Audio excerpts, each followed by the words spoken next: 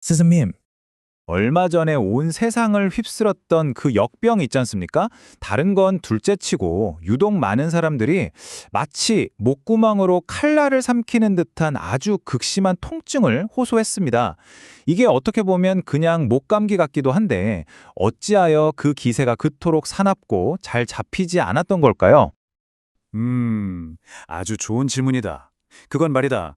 병의 기세, 다시 말해 그 열의 기운이 평소와는 견줄 수 없을 만큼 거셌기 때문이지. 생각해보거라. 거대한 불길을 작은 물줄기로는 결코 잡을 수 없지 않겠느냐? 자, 옛 의가들은 이런 거센 불길을 어떻게 이해하고 다스렸는지 한번 따라가 보자꾸나. 이처럼 몸에 열이 불처럼 타오르고 독이 퍼지는 듯한 증상을 다스리기 위해서 옛사람들은 자연에서 지혜를 구했단다. 그들이 즐겨 사용하던 처방 중에 바로 은교산, 인교산이라는 것이 있었는데 열이 오르고 목이 아프고 또 기침이 날 때 두루 쓰이던 뭐랄까 아주 고전적인 해법 중 하나였지. 이 그림을 좀 보거라.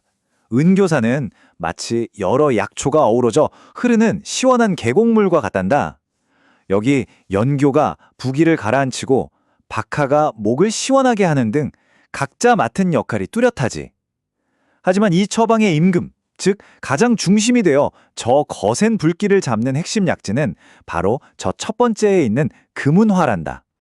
아, 그렇군요. 그럼 결국엔 이 금운화라는 약재가 핵심이었네요.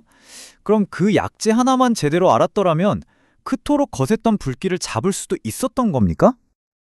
허허, 바로 그 생각이 대부분의 사람들이 길을 잃고 마는 지점이란다.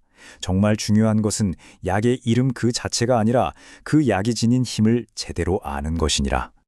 한 옛 의가의 말을 빌려보자꾸나. 병의 무게는 10근인데 약의 힘이 고작 5근이라면 어찌 그 병을 움직일 수 있겠는가. 진짜 비결은 약재 이름에 있는 것이 아니었어. 그 힘을 어떻게 쓸 것인가, 바로 용량에 그 비밀이 있었던 기야. 자, 여기 아주 오래된 의서에 실린 이야기 하나를 들려주마.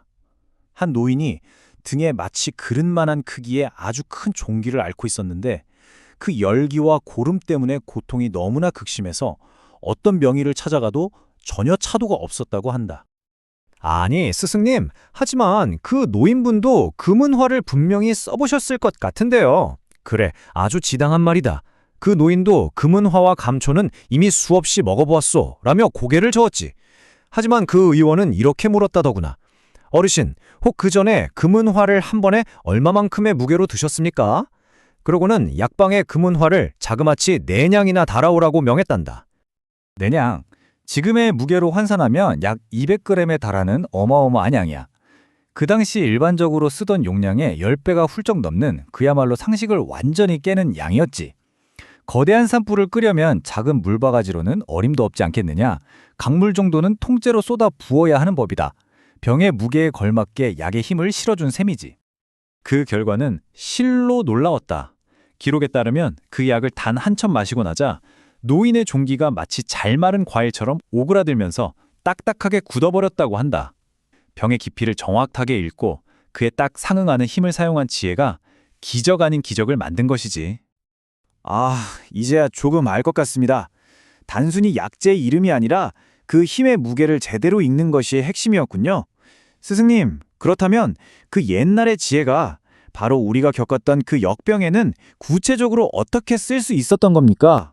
아주 좋은 질문이야. 참된 지혜란 시간을 훌쩍 뛰어넘어 지금 여기에서 다시 살아나는 법이니 옛사람들의 경험이 현대의 위기 속에서 어떻게 길잡이가 되었는지 한번 살펴보자꾸나. 이게 참 놀라운 일인데 팬데믹이 한창 기승을 부리던 시절에 우리나라 보건당국에서 재택치료 지침을 내놓았는데 바로 그 은교산을 공식적으로 권고했단다. 특히 네가 처음에 물었던 그 칼날을 삼키는 듯한 목의 통증의 말이다. 수백 년 전의 지혜가 국가방역체계 안으로 들어와서 제 역할을 톡톡히 한 셈이지. 이 그림이 참 흥미롭지? 한번 보거라. 예드의가들은 금은화의 역할을 열을 식히고 독을 푼다는 어떻게 보면 좀 시적인 언어로 표현했지. 그런데 오늘날의 과학은 이걸 항바이러스, 항염증, 그리고 면역 조절 효과라는 분석적인 언어로 설명한단다. 표현하는 방식은 전혀 다르지만 결국 현상의 본질은 같은 곳을 가리키고 있는 게야. 그리고 이건 그저 옛날 이야기에서 그치는 게 아니라 현대의 데이터로도 충분히 뒷받침이 된단다. 여러 연구를 종합해서 분석한 자료를 보면 금은화가 포함된 처방을 함께 썼을 때 병이 중증으로 악화될 확률이 절반 가까이 줄어드는 것을 볼 수 있지. 이건 바이러스를 직접 때려잡기보다는 바이러스 때문에 우리 몸이 일으키는 과도한 면역 반응, 즉 우리가 앞서 말한 그 불길을 잘 다스려서 몸이 스스로 회복할 힘을 되찾게 돕는 원리로 이해할 수 있단다. 자, 그럼 이제 이 모든 이야기의 핵심을 한번 정리해 보자꾸나. 진정한 배움은 금은화라는 약초 하나를 외우는 데 있지 않다. 병의 기세와 깊이를 정확히 읽고 그에 맞춰서 잔잔한 단비를 내려줄 것인지 아니면 모든 것을 집어삼킬 듯한 거센 강물을 보낼 것인지를 판단하는 바로 그 지혜에 있는 것이다. 이 원리가 어디 병을 다스리는 데만 국한되겠느냐? 네가 앞으로 살아가면서 마주할 삶의 모든 문제 앞에서도 똑같이 적용될 수 있는 아주 깊은 이치일 게다.